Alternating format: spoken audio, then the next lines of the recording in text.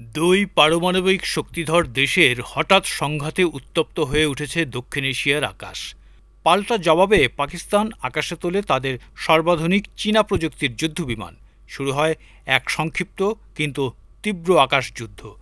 তবে এই সামরিক উত্তেজনার মধ্যেও সবচেয়ে বেশি লাভবান হলো যে দেশটি, সেটি হলো চীন। পাকিস্তান দাবি করেছে এই সংঘাতে তারা প্রথমবারের মতো যুদ্ধক্ষেত্রে ব্যবহার করেছে চীনের তৈরি J-10C ভিগার্স ড্রাগন যুদ্ধবিমান।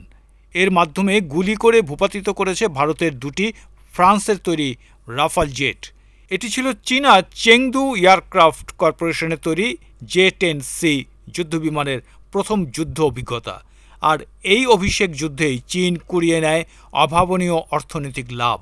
যুদ্ধ শুরুর মাত্র ৩ দিনের মাথায় চেংদু কর্পোরেশনের শেয়ারের দাম প্রায় ৫০% বেড়ে যায়।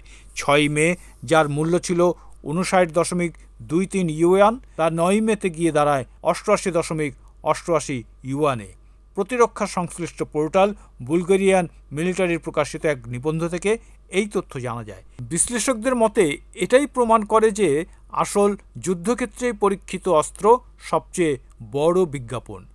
চীন এই পুরো পরিস্থিতিকে দক্ষতার সঙ্গে ব্যবহার করেছে তাদের ডিফেন্স ইকোনমি কৌশল বাস্তবায়নে। যুদ্ধ না করেই তাদের অস্ত্র বিক্রি বেড়েছে, রাজনৈতিক প্রভাব বিস্তারের সুযোগ তৈরি হয়েছে, আর প্রযুক্তিগত সক্ষমতার প্রমাণ মিলেছে বাস্তব যুদ্ধে। এছাড়াও নিরাপত্তা বিশ্লেষক ও কূটনীতিকরা বলছেন চীনের সামরিক আধুনিকায়ন এমন এক পর্যায়ে পৌঁছেছে যেখানে তারা সীমান্ত ঘাঁটি, ভারত মহাসাগরের নৌবহর এবং মহাকাশ থেকে সরাসরি ভারতের কার্যক্রম পর্যবেক্ষণ করতে সক্ষম। গোয়েন্দা দৃষ্টিকোণ থেকে এটি একটি বিরল সুযোগ যা চীনের সীমানায় খুব কাছেই ঘটেছে এবং এতে চীনের এক সম্ভাব্য প্রধান প্রতিপক্ষ জড়িয়েছিল।